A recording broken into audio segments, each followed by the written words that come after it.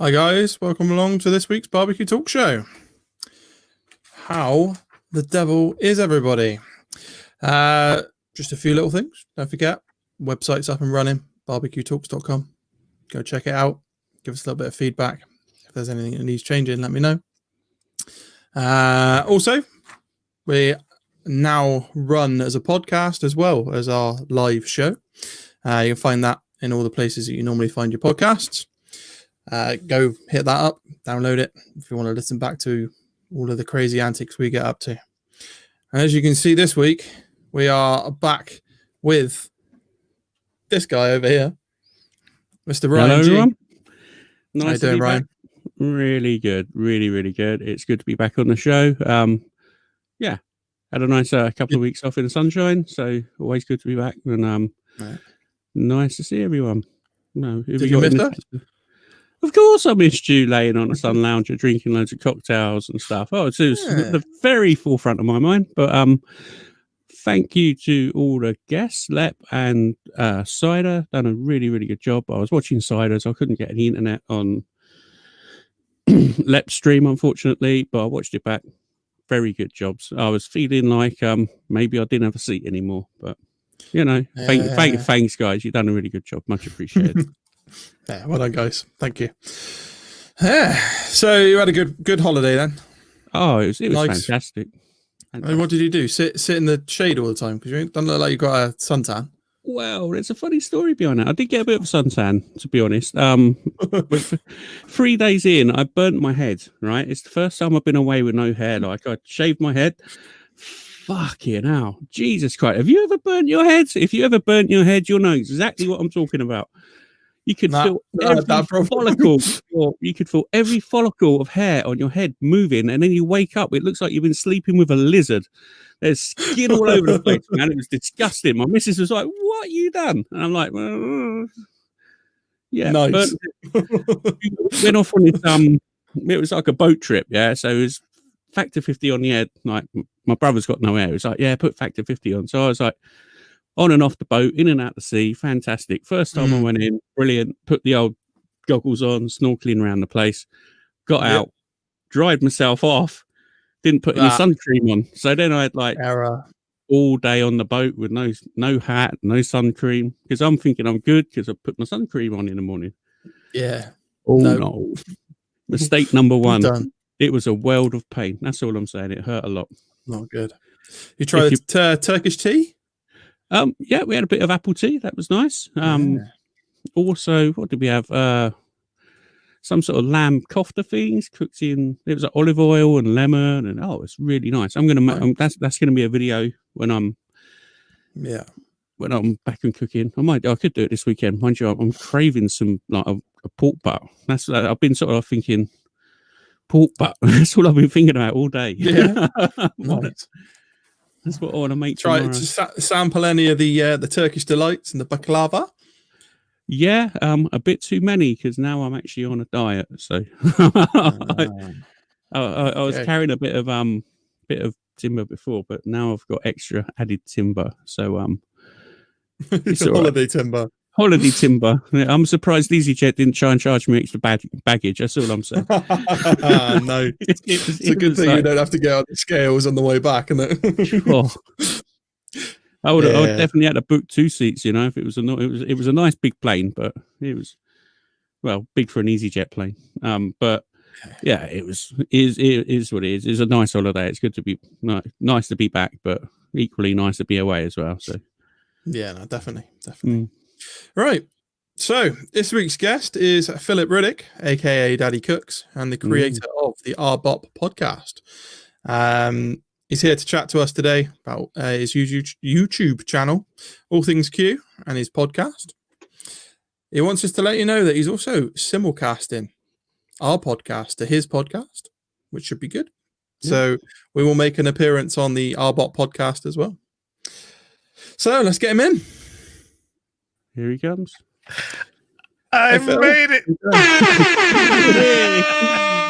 Welcome along. Thank you, guys. I appreciate it. Cheers. Cheers to you. Oh, man. Look, I was in the green room. I kind of got overzealous. Hold on. I got it. just keep speaking amongst yourself. It was hot in the green room. I had to drink like boom. There he goes. Just keep speaking amongst yourself. Oh, we're still going. Well done. Good man. Thank you, sir. Appreciate it. I'm so happy to be here, man. I appreciate it. Thank you for the invite. I'm looking at the chat laps and they went fuckery. Yeah. I'm sorry. Oh, yeah. But thank you so much for the invite, guys. Thank you for having me. It's a pleasure to have you on. We've adopted your fuckery on this show. You know, we like it so much on yours that we've stolen it and we've run with it from run with it. It seems to work. Yes, sir. So, Phil, tell us a little bit like I can't get my words out. Tell us a little bit about yourself. Where are you from? How long have you been cooking over the flames? I was born in a place called Chanute Air Force Base. All right, my father was in the Air Force. All right, for 21 years. So I was born on an Air Force base. I was a military brat. So there's that. So I've moved around quite a bit before I started moving around quite a bit. All right. So being a military brat, moved around all over the place. As I came of age, obviously I joined the military too. I joined the Army, not the Air Force, because I wanted to be better than my dad. I didn't want to be exactly like my dad. So I kind of took my own path, that type of thing. Yeah. 23 years, retired, veteran of 4 wars, Operation Just Cause, Desert Shield, Desert Storm, Enduring Freedom, Iraqi Freedom, in that order. I'm very proud of myself. I've never lost a man, weapon, or piece of equipment in 4 real-world conflicts, which is great. Military dude, man. Congratulations, man. I've nothing but respect for you guys who do all that sort of stuff. English, American, we're all on the same side. Thanks for doing what you're doing. We need more people like you doing that sort of shit, Yeah, man. Thank you. I appreciate it. My service is my pleasure. But I wasn't just content with just being the average Army dude. I kind of was an overachiever, Airborne Ranger, Jump Master, Pathfinder, all the hard stuff. And yeah, that's probably why I'm so competitive. That's like my go like I do. It's just it's in me now after all of that time. Anyway, after I retired, then I started cooking and filming. Let me back up a little bit. While I was in the military, my wife took my daughter to see my rest in peace, my mother-in-law in Mississippi. So that left me here at Fort Bragg for about 3 weeks. Right. Man, you can only eat so much peanut butter and jelly. You know what I'm saying? Ramen gets old. Hot dogs are not your friend after about a week. So I started watching my good friends on PBS, public broadcasting station here in the United States. Okay. And that's where all the greats were. Now we're talking about back in the 80s. So we still had, they're still running Julia Child. They're still running Justin Wilson. They're still running the Frugal Gourmet. They're still running Emeril Lagasse when he still had hair. They're still running, all of those shows. Before the Food Network, you had PBS and those cooking shows. And I started watching and learning and watching and learning and cooking. And it made sense. It's not just following recipes, but things started making sense to me. Oh, this and this matches. This tastes good with that. That type of thing. Some things need herbs. Some things need spices. Some things are okay with just salt and pepper. So I started cooking and that stuck. And my wife came back and she ended up getting a second job. Now I'm back. This is back when I was an E5 sergeant. Wasn't making a lot of money. So my wife was working and she's working 2 jobs. And I think it was Thanksgiving or Christmas came around and she was dead dog freaking tired, man.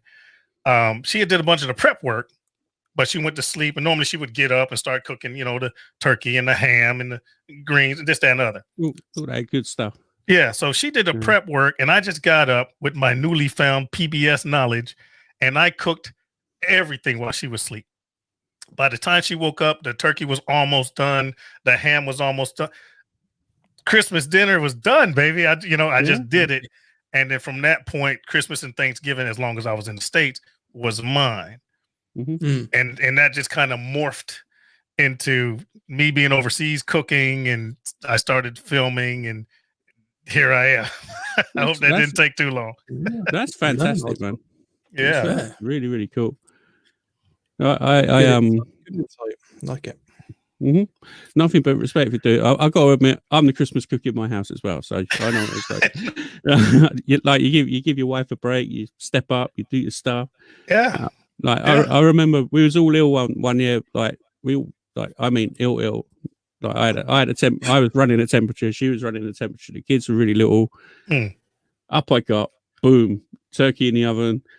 Sitting there drinking like a brandy just to try and keep myself like sweat it out. 3 o'clock rolled around. Out comes the turkey, nearly done. So in it goes again. No, at 5 o'clock it was sorted out. It was average. I'm not going to lie. It was okay at best, but it was all right. We got the job done. Yeah. I'm not going to steal my wife's thunder for Christmas dinner. She makes cracking Christmas dinner, so I'm not waiting in there. She can keep it. That's a wise man. No, no word of a lie. I could quite happily sit and eat 3 or 4 of those Christmas dinners. They're so good. I know. Yes, indeed. That's cool. Not upset the apple cart by giving people cremated turkey or something. I want to put it on the barbecue. Yeah, sure. Okay. Oh shit, I burnt it. And you don't get a do-over.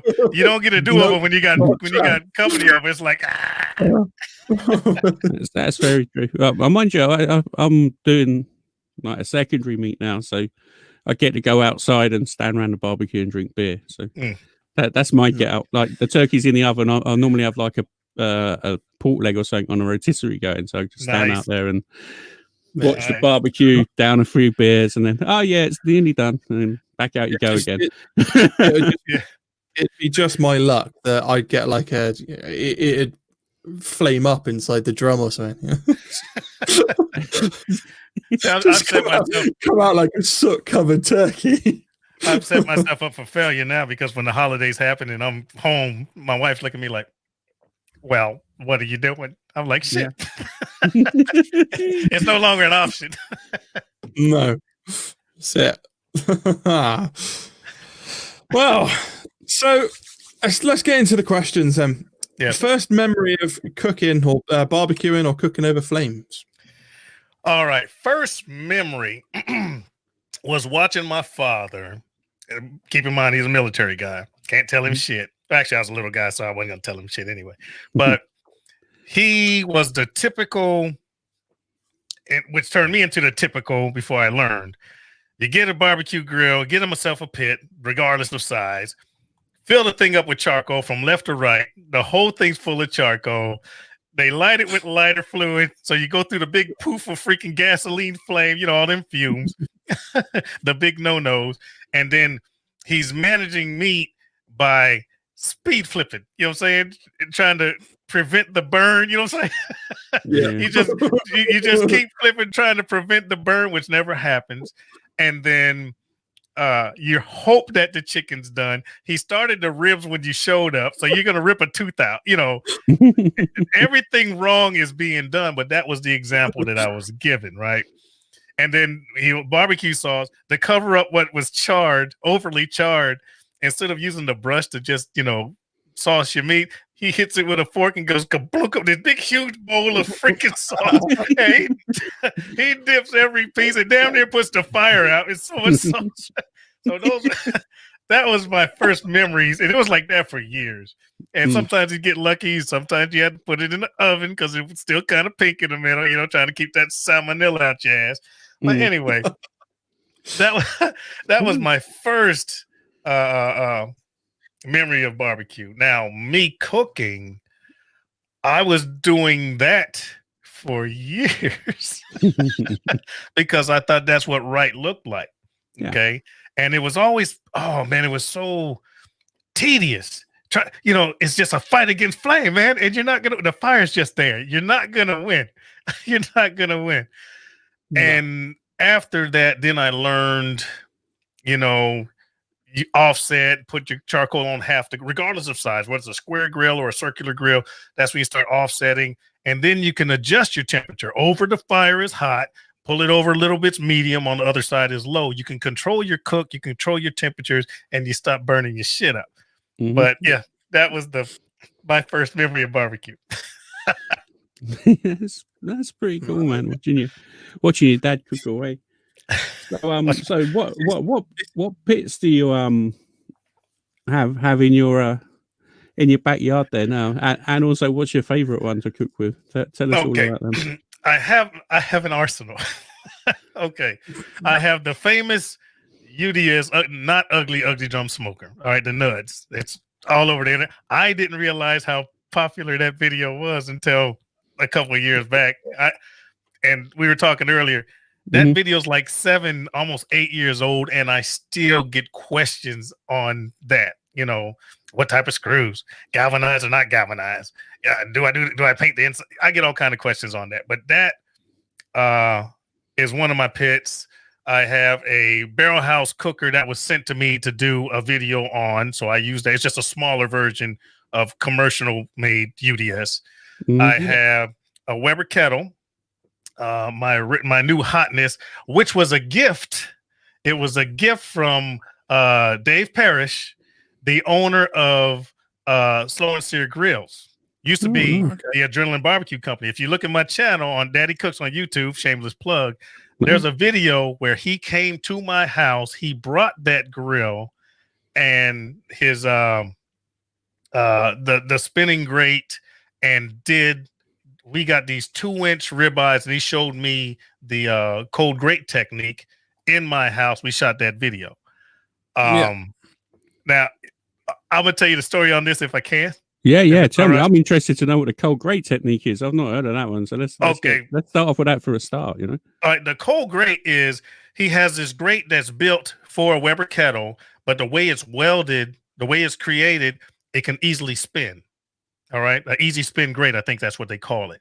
So, for that technique, the Slow and Sear the Slow and Sear is just a container for your charcoals and also has a water reservoir. Yeah. So, the cold grate is when you flip your steak. Let me see if I get this right. You put your steaks the way he did it. We put steaks offset. You got your fire going. First, we would indirect. This whole thing's a reverse sear. So we indirect these steaks. I think it was like 2 or 3 of them. Huge 2-inch, 2.5-inch steaks. And he brought them to, I want to say, like 120 degrees. It's all on the video. I might get these temperatures wrong. You get it to a certain temperature, and then you pull them. Wait, let me back up. We dry brine them first for 2 days. Okay. Dry brine them. So you get the steaks, you heavily salt them because they're thick as shit. So we heavily salted them. I did this before he showed up, and I put them on a grate in the refrigerator, with a sheet pan, and just let them sit in the air for 2 days. Okay. So it's almost like air drying your meat then. Exactly. That's exactly what it does. It draws out some of the moisture, the salt penetrates, and you know how you reduce a sauce? Yeah. Well, we reduce the steak. Okay. You with me? Yeah. You're drawing out the moisture. So then the flavor must get a lot more intense as well, I should imagine. It does. The salt draws out moisture, and then the salt penetrates, and then you're losing moisture, so you're intensifying the beef flavor. So now 2 days later, he shows up, and we reverse sear him. I forget how long. I think we went to temperature. We weren't going to time. I think we brought him to like 90 degrees, 80 degrees, flipped him, brought it up to like 120, and I'm guessing here, pulled them out, took them in the house, paper toweled them until they were completely dry, because that just wet meat doesn't brown. All right. No Maillard reaction if you have wet meat. Yeah. Okay. So we dried them. Then we hit them with olive oil. That was the choice of oil. You can use any oil, but we use olive oil, and then we peppered them. All right. Fresh cracked black pepper, no salt because of the dry brine. You didn't need any salt. You took it back out, stoked the fire till that thing was like 500, 600, 700 degrees on the Weber kettle. And then you put the steak opposite of where the Slow and Sear is. So that's the cold grate. You with me? You put it on the cold grate, and then you spin the grill over the fire. You put the other one on the cold grate, and you let it go for like 30 seconds to a minute. Okay. Then you spin it. So now one steak's off, the other steak's on. Then you flip that one. Okay. So this one's searing, and it does there's no grill marks. It does a whole sear. So you let that one go for 45 seconds to a minute, and then you keep doing that until you get the perfect sear that you want. Yeah. You continue to check your temperature, because we always cook the temperature, not the time. And then once you get your sear, if it hasn't gotten to your rare or medium well, wherever you want it, then you just close it up and use the slow and sear as an oven until you get to that desired temp and you pull it. Perfect fucking steaks, man. Perfect. It sounds fucking amazing, to be honest. Dude, wall to wall pink. You know, when you try to do a rare or a medium on the grill, you always have that little bit of gray. Yeah. You know what I'm saying? That technique, wall to wall pink, no gray. It was freaking amazing. I'm telling you. Yes, indeed. And I was gonna say something else, but I lost my thought. Oh no, we were talking about what grills do I have? My pits. Yeah. So I got the Weber kettle. I already talked about the UDS. I talked about the barrel house cooker, the Weber kettle, which was a gift. I have an entire outdoor kitchen, which is a 5 burner and a sear station gas grill with a sink and a refrigerator and all of that stuff. It has a griddle on the other side.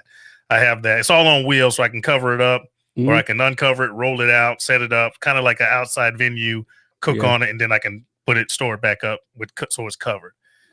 I have a offset stick burner that I've had for about a year. I've mastered it. It's time for me to get something a little bit more professional. That'll be another video one day. And I recently got a Blackstone. I got a 36-inch Blackstone griddle with the air fryer underneath. I've been toying with that. Haven't done a lot of videos. I've done some Instagram stuff on it. But man, I love that thing. I love that thing. It comes to stir fries and breakfast and burgers. Holy crap, that thing's great. Thing's great. I wish they sold Blackstones over here, man. I'd love to get one of them. It looks so much fun to cook with. The only thing I've got at the minute is my Mark 1 version was like a bit of plate steel. I put over a Weber Spirit. So it's like 1/4-inch Weber Spirit. I over egged it a little bit. Went out, left it on, heated the metal plate up. Yeah. Looking at the kitchen window, I'm like, it's fucking black smoke coming off the grill, man. What the fuck's going on with that? I set it on fire. I had to like obviously come out, took the bottle off. I opened the fucking lid and shut it again. I was like, fuck. I just sort of let it burn down. Then I sort of cleaned all the shit out and cut this plating off, and that worked perfectly because obviously the heat needs to circulate. Otherwise, it's going to bounce the heat back down into the rubbish, and then you got problems. Which I found out a hard way. The hot way. Yeah. Now, my go-to grill recently has been the offset stick burner, just because I wanted to learn it. Okay. And if I could take a second here, different cookers have different techniques. Okay. And UDS is set it and forget it. You know, once you get your fire going, you dial everything in, you can leave, man. You can leave and come back and everything's good to go. Everything's under control. Same thing with the barrel house cooker, pretty much. Weber kettle, not so much. It takes some babysitting because it's not actually a smoker. It is a kettle grill. It's not as airtight as a dedicated smoker. So we all know that. Yeah. But, and then gas grill is just a gas grill. You might as well be cooking in the freaking house, you know, so it's an oven. I mean, it's a stove, fuck it, you know. Yeah. But when it comes to an offset, if you're not ready to commit that day, that afternoon, or that evening, you're going to destroy some meat because you have to manage not only your fuel type, depending on how you want it to taste, you know, different woods go with different, you know, foods, different proteins. Then you have to deal with the amount of fuel because you got to worry about your temperature. You have to worry about airflow because if you don't have the proper airflow, you're going to have dirty smoke and then your food's going to taste all freaking medicine-y and shit. Right?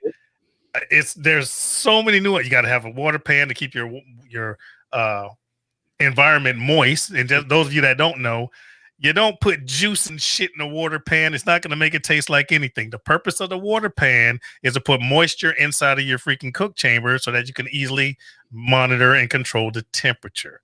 All right. Moist air keeps more heat than dry air. I just wanted to say that. Anyway, but there's a lot of nuances. You know, how much do I open my chimney? How much do I open my intake? Do I need to open the door because I'm getting dirty smoke? Am I not getting enough air? There's so many things, and I was fascinated with the stick burners. And now that I got it down, it's time to upgrade, baby.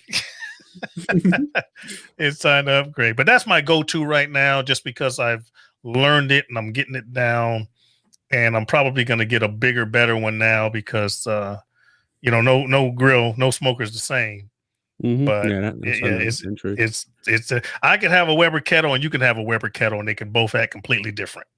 Yeah, you know, exactly. You know, so you got to know you got to know your cooker. I will never go to your house and say, "Man, I can cook great," and I'm gonna come to your house and use your shit. No. I'll be like, crack on. No, I'm having some beer. I'm gonna watch. yeah, man. But yeah, that's my go-to. Yeah, fair enough. Well, let's talk about the not so ugly drum smoker then. What the video and the creation of the not so ugly drum smoker. What was the inspiration behind it?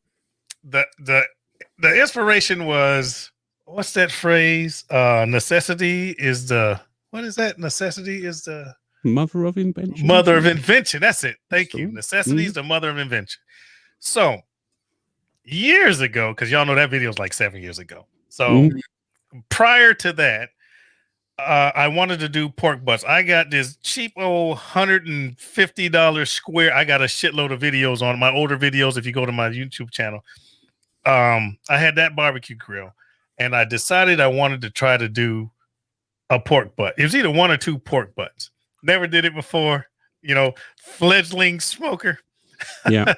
So I decided I'm going to undertake it. We're doing it. I'm going to undertake this task. And it came out great, pulled pork, but I was up all fucking night, man. I got no sleep because it was a cheap ass grill. Freaking, it wasn't airtight. So I'm feeding fuel and wood and fuel and wood chunks all night. It came out great. Did the video, uploaded it. And this guy, and I've been giving him credit for this for 7 years, and I don't even know who he is. Guy named Jeff S. That was his YouTube screen name, Jeff S. And he said, "Hey man, I saw that video on the pork butts. You did great, but you worked way too hard. You should have used a UDS." I was like, "All right, man, thanks a lot. Appreciate it." You know, respond to my comments. And I was like, "What the fuck's a UDS? What's he talking about?" you know, when you kind of brush somebody off back when you know, when you think your channel's growing, I had that little arrogant stage. And, you know, I'm humble as hell now. But anyway, what's a UDS? So I started doing research. UDS, upright drum smoker, ugly drum smoker, whatever you want to call it. And I'm searching all over YouTube. I'm searching all over the internet. And there were people for $15, I could send you a blueprint, or you send me $10 and I can show you how I did it, or watch the videos of like, guys, look at my UDS that I made, or I'm gonna show you how I welded it. Well, shit, I can't weld. I'm not a welder, you know. And I got frustrated. I got irritated. I was like, you know what? I'm gonna build one. I just started looking at different people's videos, and I got the idea. Okay, I'm gonna make one of these, and undertook it. I said, I'm gonna film this. All right. So as I was making it, I was filming it, and I got not my butt chewed. I get these comments, well, you could have used a yardstick or a tape measure. I was like, what's the fun in that? That's why I used $1. Come on, man. It was just funky, you know. Yeah. $1 6 inches. I just like the folding thing, and I thought it'd make the video interesting. Man, people be like, "What? Your cheap ass couldn't buy a ruler?" I'm like, come on, man. Anybody can do that. When I was building mine, that dollar thing did my fucking boxing. So I was there like, I can't even got a fucking dollar. Bollocks, a £10 mirror. I didn't think about euros, man. I'm sorry. But I just thought, well, yeah, probably the same. But the mother of invention, I could not find a video on how to build a ugly drum smoker. So I made one. Mm-hmm. That's the inspiration. I couldn't find it. I figured if I wanted to make one, other people wanted to make one. Yeah. And I just did it. I filmed it. And then I ran into a snag because most of the UDSs had that 2-inch bung hole where they just screwed in a pipe. Yeah. And the drum that I got didn't have one. I was like, fuck, what am I going to do? And that's when I came up with the 4 holes in the top and then the freaking, the U-shape, not U-shape, the elbow black pipe. I did not invent ugly drum smokers, but I swear I'm the one that came up with that exhaust freaking configuration. I had not seen it anywhere until I did the 4 exhaust thingy, and then people just started doing it. Yeah. Well, I blatantly like copied your idea and then sort of tweaked it a little bit, and now I've got my own group and I've been showing people how to do it, and now there's more people showing more people how to do it. So it's a good thing. So yes, sir. You could say my group is the spawn of your video. So thank you very much, sir. It's very cool here. I have spawn. Yeah, populated the UK with lots and lots of little UDSs. So thank you very much. It was that's awesome. I can certainly remember when I was building mine, I wrote down like every little bit, I need to get these bits. And then I disappeared into, one of our storerooms and got all the bits. Nice. Come back home and then it sat in the shed for a while. And then one day I was like, do you know what? I'm going to go and do it now. And then went to burn it out and discovered that I had a food grade lined drum. Man, that was hell. How'd you get by that? I burnt it about 4 times. I think I lined the fucker with petrol at one stage and set fire to it. Wire brush. I went through 3 wire brushes. Wow. I persevered and I got into that drum. Actually. No, I didn't. You put the hours in. Here's a question from Pickles, if I may. He says, Phil's going live a lot more. Does he find it better than editing video? No, I don't. It's easier, and I just want to address this, guys. It's easier to go live, but with my situation of things that's been going on with the whole, with the whole pandemic and this, that, and the other. There's been a lot of things that I've had to take care of, family side, blah, blah, blah. So I have not been pushing out videos, and I hadn't been pushing out podcasts because of personal situations that absolutely needed to be taken care of. That's done. I'm going back into full fashion now, baby. So Pickles Barbecue, get ready for some videos to start coming back at you. Oh, that's cool, man. Yes, sir. That's it. So are you still using the UDS? I am not right now because I need to refurb it. And the reason is because I do work in parts unknown in the Middle East. So it sits a lot. And so it's not that I can't. There's a little rust on it, and I got to clean out a little bit of mold. But my not ugly drum smoker is fucking ugly now. Sure. It's got a few years on the clock. It's been around a bit. It's not, So I'm gonna refit that bad boy to make it. I'm gonna give it a facelift. All right. Tell you what, you need to change the name from Nuds to Fuds. What? A fucking ugly drum smoker now? I got to do this. All right. Thank you, sir. That's got the refurb. There's a refurb video coming your way. Then that's I just need to buckle down and do it, film it. I think I did an all right job. Way before I learned how to edit and all that stuff is when I did the first video. So with the things that I've learned now, I could really do a good 1, 2, 3. This is how to refurb or how I built the thing, and it'll really be cohesive and intuitive, and it'll look a lot better. Yeah, I can definitely tell you there's no refurb videos of UDS smokers out there. I know that for a fact because I've looked. All right. So you got, if you've got one that needs redoing, you film it and put it up there, mate. It's going to do as well as your other one, that's for sure. I hope so. The fact that drum's so iconic as well, it's just going to bring people in to watch it anyway, just being refurbed. Yeah, definitely. I mean, I'm going to watch it when you do the refurb video. I mean, nice. Mine's gone past the point of refurb now. Mine's just like, let's buy another drum and do it again. Just take all the parts off and just build another drum and learn from the mistakes I made. Punching 8 holes for exhaust in the top. That doesn't work. I saw that. I saw a lot of people. They put more holes. See, I went with 3/4 inch as a guess, and it's worked. It's worked fine for me. Now I've seen people do 1-inch holes, 2-inch hole. As far as intakes and stuff. It's all based on how much you open and close the thing any freaking way. Yeah. But I didn't have any issues, and I got a lot of videos cooking on mine, proofs in the pudding. But occasionally I get a comment, hey man, I can't get the temperature, and it's hard to troubleshoot on a text. You know what I'm saying? I'm like, did you let your fire take before you closed it? If you light the corner and close it up, you're not going to get temperature. You got to, make sure you got enough fire going, your fire base going. There's a lot of things, your air intake, anything clogged. There's so many things that could go wrong. Even the temperature outside is going to affect how it's going to run. Exactly. Yeah, it's a barrel. If it's cold outside, it's going to wick out your heat, So yeah. I'm not saying I'm the professional. I know all the ins and outs on a UDS, but I know how mine works. Back to all cookers are different, Yeah, it's true.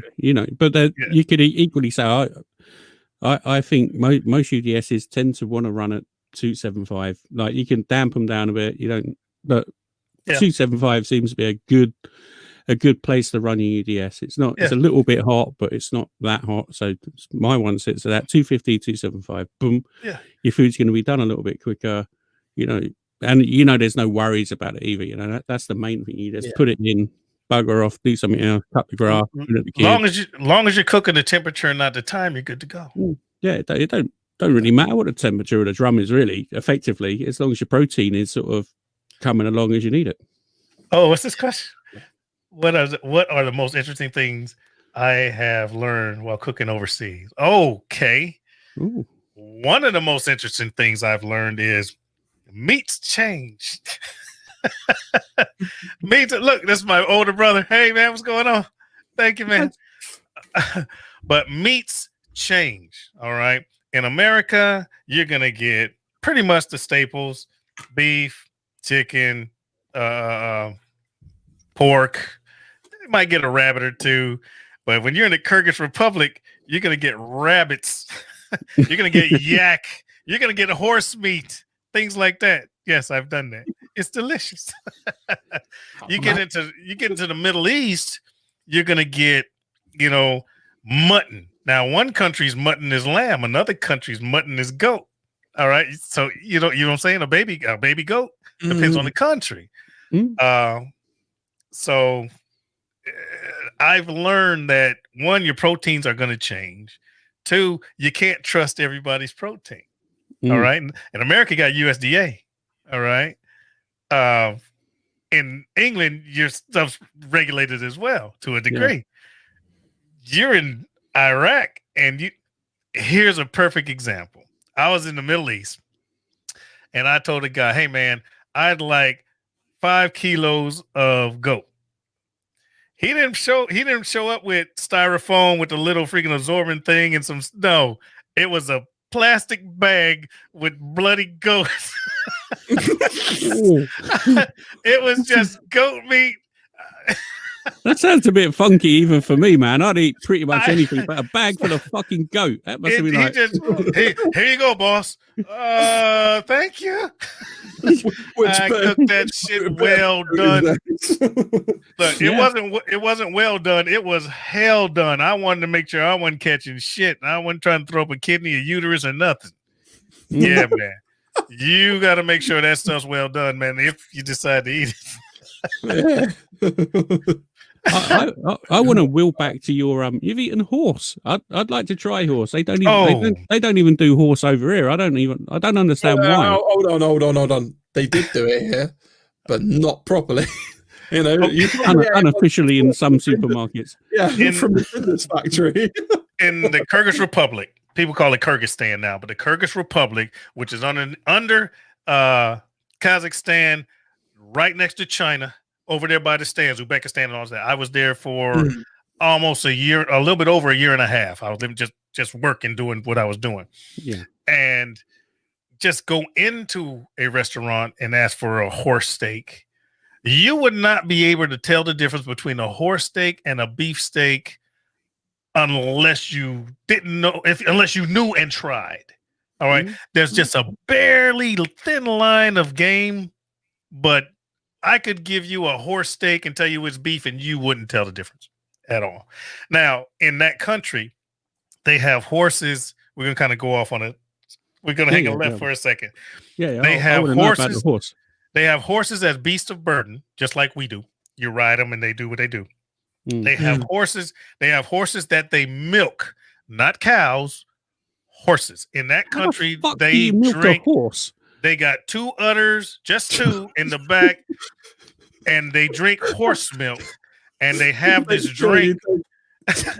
They have this drink. I can't think of the name of it. Female horse. They milk the female. I just had to throw that out. Look, completely different protein if you was milking a male horse.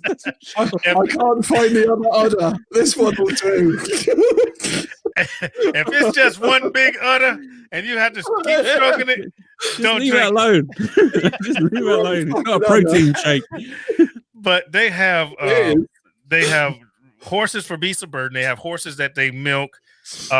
There's a horse milk drink that once they ferment it, it does have an alcoholic property to it. I've never tried it. I didn't have the balls. I ain't gonna lie. And then they have horses that they raise for slaughter. Okay, sounds weird, but think about Korea. Korea, they don't just eat their fucking pets, man. That ain't right. They raise dogs the way we raise chickens. All right, there's certain breeds that they raise to consume. Totally wackadoo on the in the Western Hemisphere. Let people eat what they eat, man. I ain't mad at it. At the end of the day, but yeah. Different cultures do different stuff, man. Hell, they eat freaking iguanas in some places. They eat cats in Peru. Come on, man. I heard of that. They call what they call iguanas. Are called is it tree chickens or something like that? You got me on now. No, honestly, I've heard of that. People do eat iguanas. They call tree chickens or something. I can't remember what country it's called, but that's what they call them. Yeah, but different people eat different things. We kind of got off the subject, but different people eat different things. My thing is this: if you're not hurting anybody and you're taking care of your family, eat what you want. You'll be all right. You'll be all right. Okay. Last thing I'm gonna say on that subject is we talk about people eating weird shit, but I love cheese. Do you like cheese? Yeah. Oh yeah. It's spoiled fucking milk, man. Other cultures like, you guys eat that shit? It's spoiled fucking milk. We're like, oh, it's delicious. They're like, you're crazy. Different cultures do different stuff.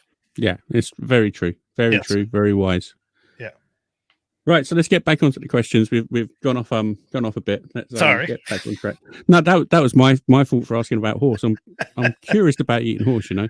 I'd like to try it. I know the French used to eat it. Maybe I'm sure the Italians probably still eat it because they eat pretty much anything. But yeah, I'd like to try it. Around, man. Horsing around.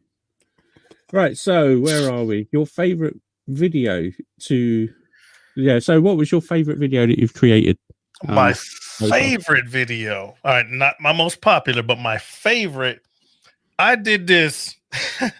Kim and I, my wife's name Kim, we went to New York to The View. All right, back when before he got canceled. What's his name? The guy with the clogs, the orange clogs, Mario Batali, and all those guys from The View. So I got tickets to go there. So Kim and I decided we were going to take a train. We got on Amtrak, which is a company here in the States. And we got the sleeping cart. No, not cart. One of the sleeping rooms, I guess you call it. And I did this whole artsy fartsy Travel Channel type thing on our way to The View. And what was great about that is we had our room and I started videotaping, showing that stuff. And then my wife not befriended the conductor, but the lady was like, hey, it's daytime. We got to reconfigure your little room back into chairs instead of the 2 bunks. And my wife's like, well, what if I still want to go to sleep? She's like, you know what? Hold on. and then they upgraded us. They took us to the huge freaking. We had a shower and it was huge. So they put us to a different on a train. On a train. Yeah. Had a captain's chair. Had freaking. It was. Man, find that video. I think it was like just Daddy Cooks in the View or some shit on a train. And then we went to Madame Tussauds. I just filmed that, and we had music, and I interviewed a couple people at some restaurants. Kind of a longer video, but that was my favorite. We had dinner with a couple, and I filmed the food on the train. It was just great. It was a great time, and kind of artsy fartsy Travel Channel-ish. And I was trying to show my skills with a camera, and that was pretty much my favorite one. No, not only that, you catch you in sort of memories of what you've done, and how you sort of, it's more than sort of like artsy fartsy, but it's a document away with your missus, you've done this, you've done that, you went here, you've done that, you went this. So yeah, I get that. That sounds really cool. Yeah, I like that idea. That's nice. I'm going to look that up just to be nosy. Okay, I'm going to go and check that one. All right, 100%. Yeah. Definitely, I reckon I may well follow you along there. Favorite? What am I doing? Where am I? I'm lost. Bloody hell! What's your favorite thing to cook and recipe? All right, I'll go recipe first. My favorite recipe is lasagna. I love lasagna. I think I have a classic 5-cheese lasagna video. Man, it's phenomenal. I love lasagna. Breakfast, lunch, dinner, drunk, sober. I just love lasagna. I'm sorry. Now, my favorite thing to cook is something I've never done before. I hope that makes sense. My favorite thing to cook is a challenge.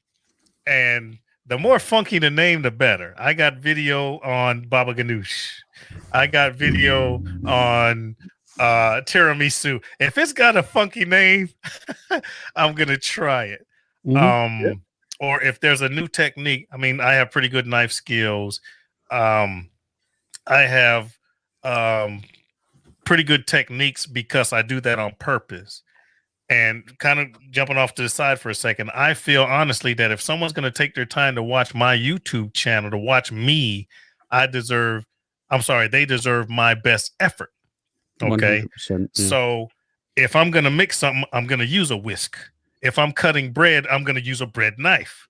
You see what I'm saying? If I'm going to slice a brisket, I'm going to use a slicing knife. If I'm going to be carving, I just feel that, if I'm dipping something, I'm not going to pick up the bowl and turn. I'm going to use a ladle, and the right tool for the right job. That does a couple of things. One, it teaches me how to use the proper tool. And two, it increases your credibility because you're using the right thing at the right time instead of trying to mix up an egg with a fork in a bowl. Come on, man. You got a whisk. Use the whisk. It's all about best practice, isn't it? It's all, again, that probably comes back down to your training and how you've done stuff and got taught how to do stuff. There's a tool for every job. If you use that tool right, it's more efficient. Therefore, you get the job done properly. Exactly. And I'm competitive. I'm not a professional, but I bust my ass to try to look like one. I'm a great believer in that as well. I've done an engineering apprenticeship. I know what I need to do. There's a tool for a job. If there's a tool for the job, it's been designed to do that job. So fucking use it, man. Why not? Right. That's what it's for. Hold on, my brother said. My brother said, he said, just showed you to Dad for a moment. He said, hi, you look good. So my brother is in Chicago with my father, and he brought up this stream so my father can see. My father's 80 plus years old. So if you're looking, Pops, I love you, Dad. Thanks, James. Appreciate it. Hi, Phil's dad. That's awesome. No, I like that. Sure, Pickles just put up, fake it till you make it. That's right. That's right. Yep. I like doing that. That's my. I'm gonna live by that mantra. Yeah. Yeah, definitely. Right. Okay. So, what advice would you give to someone starting out making barbecue content or content in general on YouTube? Oh, my biggest advice is to just do it. All right. Yep. I'm gonna tell you something real quick. Hold on. All you need to do a YouTube video or a podcast, for a podcast, all you need is a clear microphone. So you get yourself a good mic, something like this. You see, I pre-positioned something like this. This right here, and I knew that you sent me the questions already. This right here, and I don't know if you're going to be able to get this one. This is the Audio-Technica AT2005. Yeah. Okay. Yep. It's USB and XLR. It comes with both cables, a little stand, and the audio will sound almost as good as this whole apparatus that I have here, minus the processing. Okay. Yeah. With an adapter, you can plug that microphone right into your computer. I'm sorry, without an adapter, USB straight into your computer. With an adapter into your tablet, with an adapter into your phone, all of which have recording capabilities. You got yourself a professional sounding podcast. Bam. Yeah. Yep. Just freaking do it. Now, when it comes to video, YouTube type of stuff, lighting. The more light, the better. But even if you don't have all the lickies and chewies, even if you don't have all the extra stuff, if you just got a phone, get yourself a tripod so it's not jumping all around and start. You can grow after that. That's my advice. If you want to be on YouTube, if you want to be on freaking, what's that new one, TikTok or anything else, just start. You can learn everything else after that. You can shoot me an email. You can shoot these two gentlemen an email, ask all the questions you want. People are out there to help you. You can just Google it or just YouTube it and grow from there. If you look at my earlier videos, they fucking sucked, man. They were terrible. But look, I just cussed. He said my dad's watching. Sorry, Dad. My early videos were terrible. My content was good. My personality was the same. My cooking, you can't beat, I think. But the videos were a lot to be desired. You can gain those skills later. I didn't start out with audio like this. I started out with crappy mics, and you learn, grow into it. Yeah. So, starting out to make any kind of content, just start. You can hone your skills in route. I got to admit, your audio is on point. I've told you this before, but yes, sir. I've got envy on you got some good stuff going on. It always sounds nice. It really does. Well, we said we were going to talk about this earlier. Okay. I'm running into it nicely. I'm running a Rodecaster Pro. It's spendy. You're going to get up off about $600 roughly for this soundboard. I mean, I can show it if you guys don't mind. No, I might do it. Here you go. Here's my setup. Sorry, microphone and all this stuff. This is what I'm looking at right now, folks. All right. That's my soundboard right there. That's the Rodecaster Pro. All right. Keyboard sitting right here. And that's a funky keyboard you got there, man. That's all like multicolored and shit. I know. I'm tough a gaming keyboard. Yeah, you got a multicolored keyboard, Matt. It is a gamer, but look, monitor one. Look, these are your questions. Look, these are your questions, so I know what's coming. This is me looking at you guys, and that's my liquor and Facebook over there. Anyway, but yeah, I got Rode mics, and come on, man, I got another mic over there for a guest. I got studio monitors, not just speakers. So I got a pretty hefty kit. I got a studio in my house. All right. But I didn't start that way. And nobody needs to start that way. You got a good audio, you got good video, or the best you can, and build from there. I've been doing YouTube for about 7 years now. So obviously I'm going to upgrade a little bit, and you'll do the same thing. Yeah. Those of you listening, you'll do the same thing. Start with what you have, build on that. And work your way up. Yeah, no, definitely. I mean, we've invested like a small bit of our own money into sort of trying to bring our audio levels up. Yeah. I think we've especially from our first goes at it, we've improved our audio tenfold. So yeah, I tell you, the turning point was when Jeff Rice come on. Like, I thought we were a fucking bomb, man. I was like, yeah, we're doing a live stream. It's really fucking cool. Look at us. Jeff come on. I was like, we're shit. Our sound is awful. Yeah. I told Matt exactly that. I said, we got to sort our audio out for a start because it was just like, oh man, it just sounded so, you listen to something and it's just so easy on your ears. And I just listening to ours back, it was through a little microphone lead, but I was like, the end game was for a podcast, wasn't it? Let's be totally honest. That's what we were sort of aiming for. Yeah. And it sounded like we were talking into tin cans. That is fucking terrible. I was just like, oh. But you get. It was the initial excitement, wasn't it? It's like, fuck yeah, we're doing this, we're drinking, it's cool. And then Jeff come on, it was like, oh. It's like this heavenly voice. It's like someone had just sort of put this godlike voice into the chat room. That I tell you what, that dude was smoother than a captain's codpiece. You know what I mean? He was. He just sounded like it was like an umptuous sound. I was like, "Fuck, man!" I tell you what, I reckon he could get away with if for any reason his channel flopped, he could just start doing ASMR stuff, just talking like really sexually into the voice, into the mic. People would just fucking lap that shit up.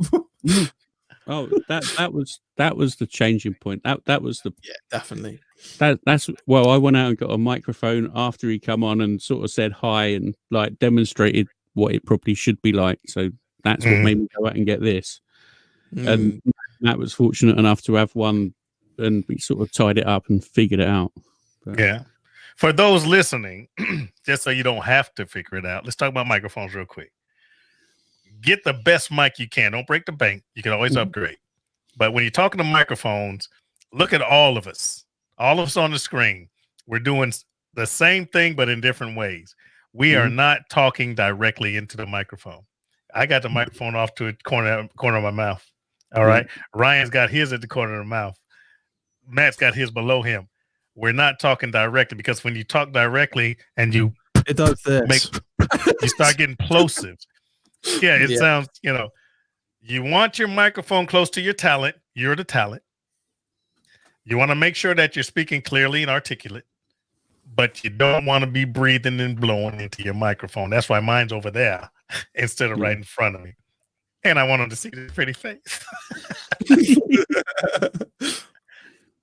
Hey, I still struggle with mine. Mine, regardless of where it's positioned. If I put it too far away, I just sound distant. Oh, you sound great. Well, sometimes it just it's hit and miss. You're phenomenal. You're phenomenal today, baby. It's time for an upgrade, I think. To be honest, I'm happy with this. This was 50 quid. It's a Marantz professional microphone. Nice. Condenser mic. It's working well. It's USB. I think it sounds okay. It sounds great. I've been looking at the Rodecaster Pro kit. So they do it as like a bundle. The two mic, the Rodecaster, the Rode Podcaster mic. Which the podcaster or the pod? This is a pod mic, not a podcaster. The podcaster costs more. This pod mic's like freaking $99. The podcaster, I think it's about 700 quid as the package. It's not terrible amount of money, but it's something to aim for. Mine costs about the same. I pieced mine together. I'm getting ready to jump into a question that hasn't happened yet, but anyway, matter of fact, let's get it. Let's get into that. No, blah blah blah. All right, what was my inspiration to start the R-BOP podcast? That's the next question. Yep. Okay. What inspired me was a subscriber. Phil, but it would be great to be able to just call in and ask you questions. Because I would go live every now and again and do crazy stuff, eat that hot ass chocolate or whatever the hell. I don't know if you guys seen those spicy challenges that I did. But anyway, it's like, it'd be great to be able to call in. I was like, man, it would be great. Now I'm still in parts unknown.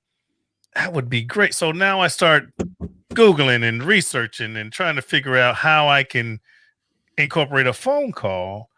And, you know, I already had the Zoom H4n, and then they had, you know, they got the H6 out. There's different ways to do different stuff. And then I saw the Rodecaster, which is all inclusive.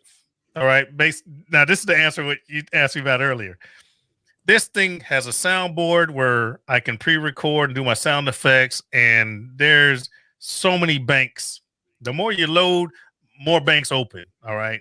I can't tell you exactly how many it is, but I can just flip page to page to page of sound effects. I could pre-record an intro like your intro. I could pre-record a sponsor ad that I've, you know, pre-recorded that stuff. Just to plug my smartphone into, it has a dedicated smartphone plug. So obviously I'm not going to use my everyday phone number because y'all are strangers.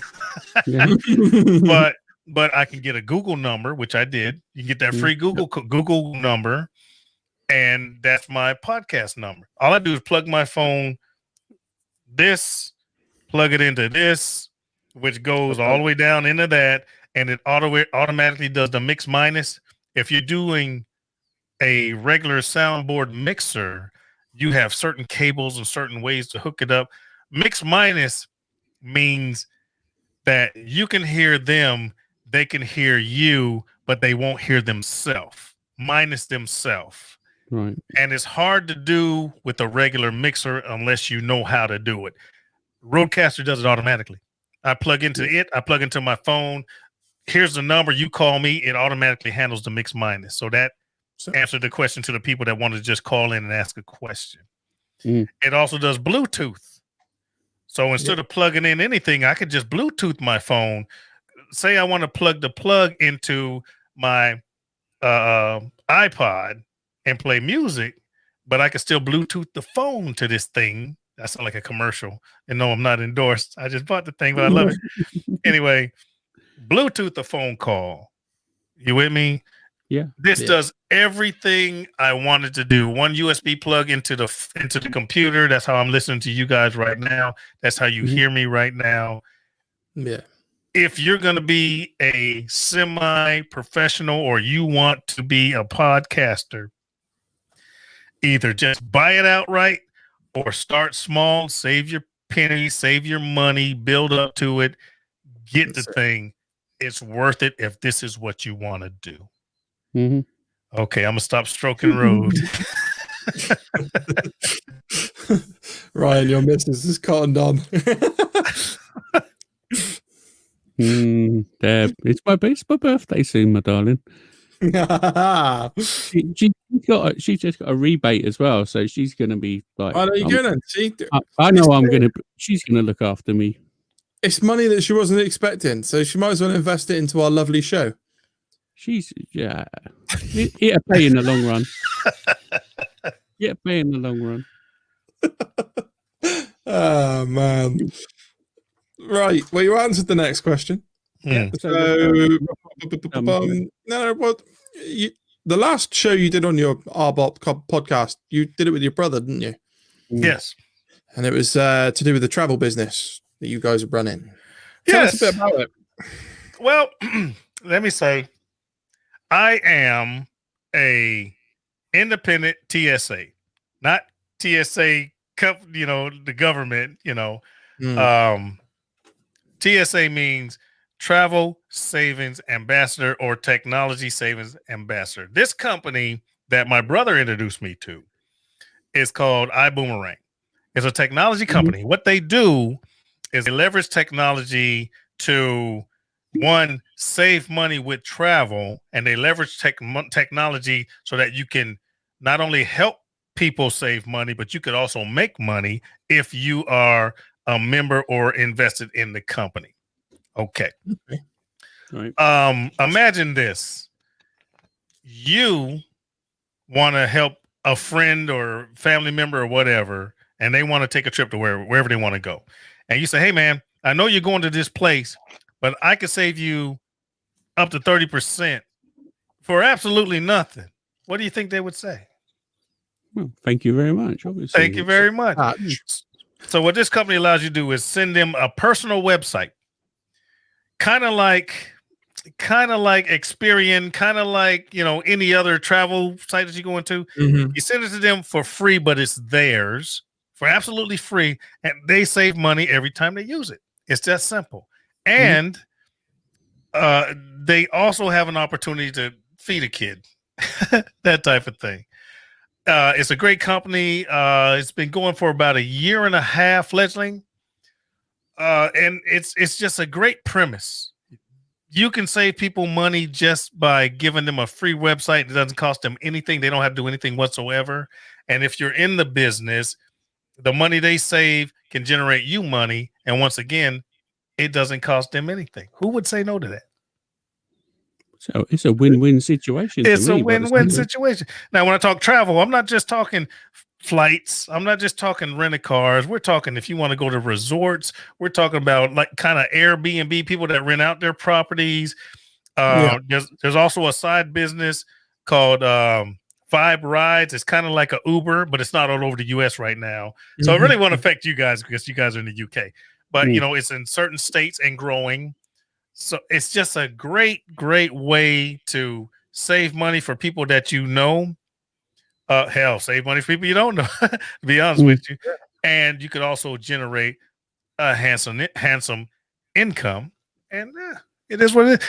If anybody's interested, all you got to do, shoot me an email if I may. Is it okay? Yeah, it's absolutely fine. Carry on. If anybody's interested, shoot me an email and just to DC Boom, BUUM, DCBUUM getaways at gmail.com. That's the DC for Daddy Cooks, obviously. DC Boom, BUUM getaways at gmail.com. Shoot me an email that says, hey, Phil, I heard you on the podcast.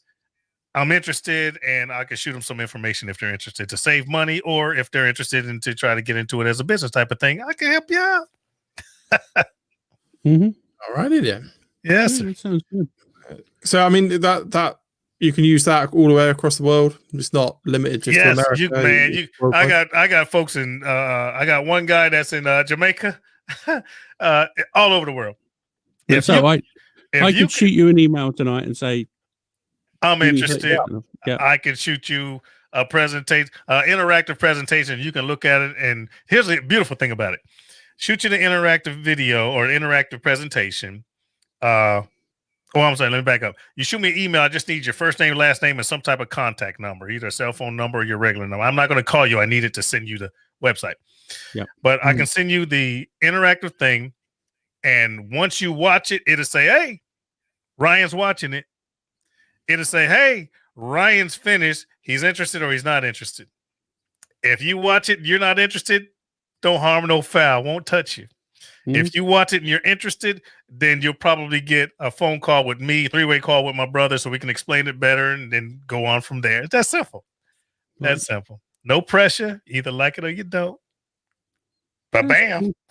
Sounds good to me. 30% off going on your holiday. You know, I'm already fresh. I'm ready to go again. Now the good thing is, if you decide to be involved, that 30% can turn into 70, up to 70, if you're in the business. Yes. Okay. Yeah. Wow. Okay. Look, I'm gonna do this. I just threw it out. Yeah. Right. There might be an iBoomerang first representative coming your way. Hey, baby, do it. You never know. You never know. I can see the bosses in the chat. What do you think, my darling? What do you think about that? She says, Ryan, shut your ears. You're in trouble. I'm sorry. We got an understanding, you know. I do what she tells me. It's that simple. I know. Listen, I'm the master of my house. I wear the pants as soon as my wife takes them off.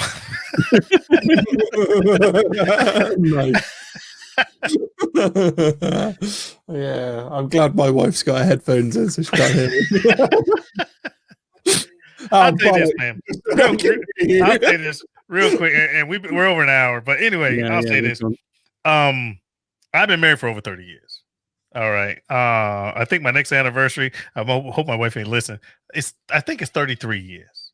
Okay. I got married and I love that woman, but it ain't easy, guys. It ain't easy. And those of you that are listening, if you're married or if you're in a relationship, it takes communication and it takes effort. That's all I can tell you. My brother says nice play, but it takes communication and it takes effort. The relationship that you had last month isn't the same relationship you got this month. All right. It's like chemistry.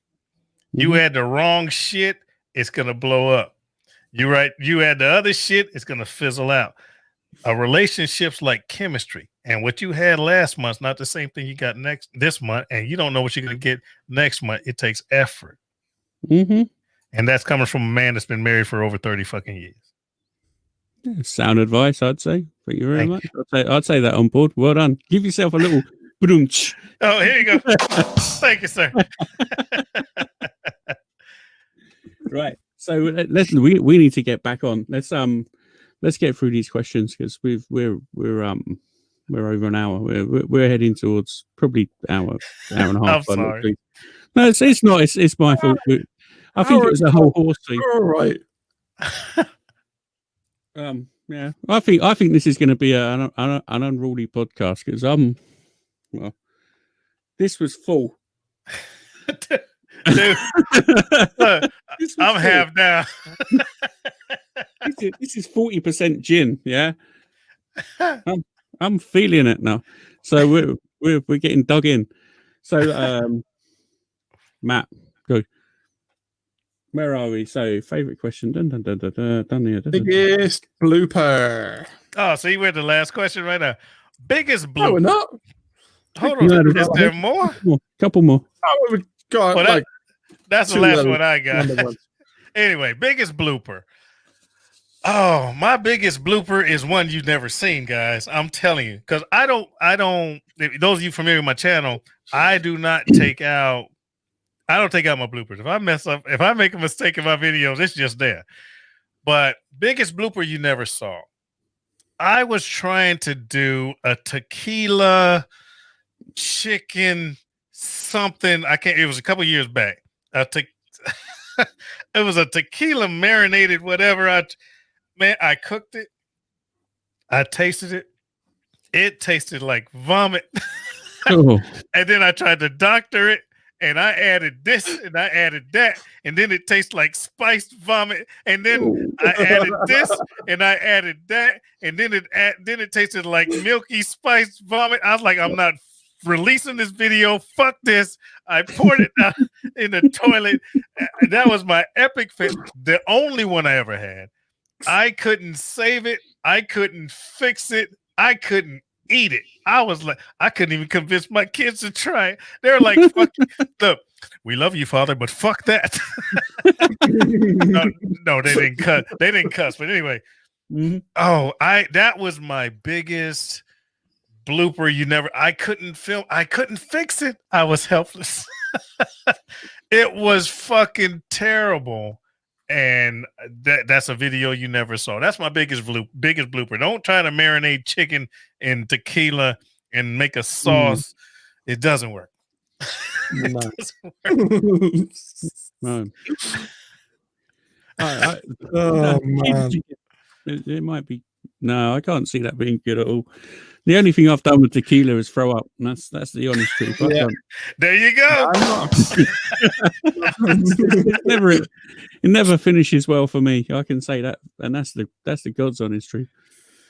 I tried to cook it with chicken. I tried to cook it with chicken, and I think the dead chicken threw up. That's why the shit didn't taste good. I couldn't fix that.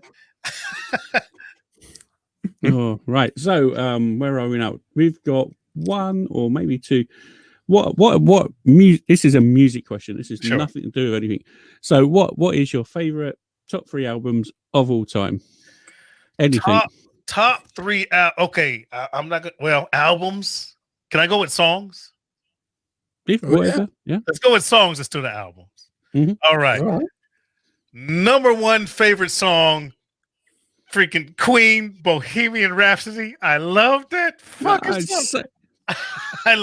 Whatever was on that album, we just bundle it all together. That song and whatever was on that album. So that's one album. Number 2 favorite song, Pink Floyd, Shine On Me, Crazy Diamond. That album, was that Dark Side of the Moon? No. Huh?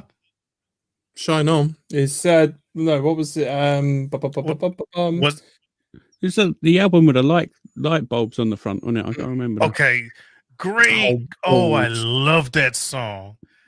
And Pipers at the door, isn't it? And then I'm gonna give you a traditional album. It will be the first Chronic by Dr. Dre. The entire album, the whole fucking thing, Chronic by Dr. Dre. Now that's disparity, right? Three totally different directions, but yeah, absolutely. That's what it's all about. You can tell a lot about people by what sort of different, how they listen to music and what sort of different music they like. So that's really interesting. Nice. Queen, Here is the name of the album. That's great. Look, Queen. Wish You Were Here. Look, Queen, freaking. I can't think. Pink Floyd. Yeah, Queen, Pink Floyd, and Dr. Dre. There you have it. You put them all in a room and see what comes out the other side. I know. We were having a debate yesterday, weren't we, about what song we should put on the Instagram story. So the advert for the Instagram story, and we were coming up with all manners of random shit. Do you know, randomly, I had my finger over Bohemian Rhapsody when that would have been perfect. When I did it, I was like, "Yeah, it's a bit weird." No, maybe not. I thought, "Nah, fuck it, I'm not going to do that. It just seems a bit weird." But yesterday I was like, maybe, and then we were doing Black Sabbath I had in there just. War Pigs, fuck yeah, hell yeah, fuck yeah. But I tell you this, fair enough. I'd say that one. When I'm walking down the street, my personal soundtrack in my brain is Atomic Dog by George Clinton. That's me, Atomic Dog. Fair enough. I don't even know that one. You don't know? Oh man, I don't know it. Atomic Dog, Bow Wow Wow, Yippee Yo, Yippee Yay. That's what got Snoop Dogg going. Yeah. Yo, yippee, Atomic Dog. Yeah, man. Y'all got me singing. Stop it. It's fine. I love you guys, man. This is such a great. I have enjoyed this conversation so much. I love you guys. we're entering the realm of fuckery by the looks of it. I know, man. We're fastly approaching the pub club. I think the interview is pretty much done now. So, yep. What we need to do? No, that's it. I think that is it. I think we need to wrap this interview up. Yes, sir. Run up some Addy sort of stuff. Well, we haven't got any ads yet, but we will be sponsored soon with any luck. Touchwood. You never know your luck. Anyone out there who wants to make an offer, but equally, let's run that little ad and be back in a minute for the pub club. Everybody go and answer the door, as Charlie would say, and come back fully charged with some ice, because I'm going to be totally honest, gin and tonic with no ice. It's not that fun. It's not the one. It's not that great. So yeah, let's do it. Run the ad. Thanks for coming on. Where can we find you? Tell us all about your social media handles, Phil. Well, you can find my cooking channel at Daddy Cooks on YouTube. I also have a Daddy Cooks on Facebook. My podcast is R-BOP. My name's Philip Riddick, so it's Riddick's Book of Philosophy, R-BOP. So it's R-BOP, which is on Facebook. I'm sorry, R-BOP, which is on YouTube for the video podcast. But you can find the actual podcast anywhere there's a podcast being podcasted. I am everywhere. Mm-hmm. Yes, sir. Cool. And my Instagram is daddy_cooks_YT for YouTube. Daddy_cooks_YT. And that's everything I got. Good. So that's it for this week then. Please remember, if you're watching live, stick around for the pub club. Thank you again for tuning into BBQ Talks Show. Remember, we're now available as a podcast form. So if you miss us live, you can catch us up on that. We're available on all the podcast platforms. I keep doing that. Please go check out our Facebook page. Give us a like on there. We've also got a group. If you want to join that, at BBQ Talks at BBQ Talks Show. Help us build our community, and share your recipes, pictures, everything like that. If you're interested in becoming a guest, if you hit us up on email, guest@bbqtalks.com. If you check out my Instagram, Facebook, YouTube, at Smoking Q's. Check out Ryan's. Ryan's Instagram is Ryan_G's_barbecues.stuff. And check out his YouTube, Ryan G's Barbecue and Stuff. Until next time, guys. See you soon. See you soon. Thanks for listening. Thanks for having me. Right, now I've got to click the right button. Back in 1 minute 50.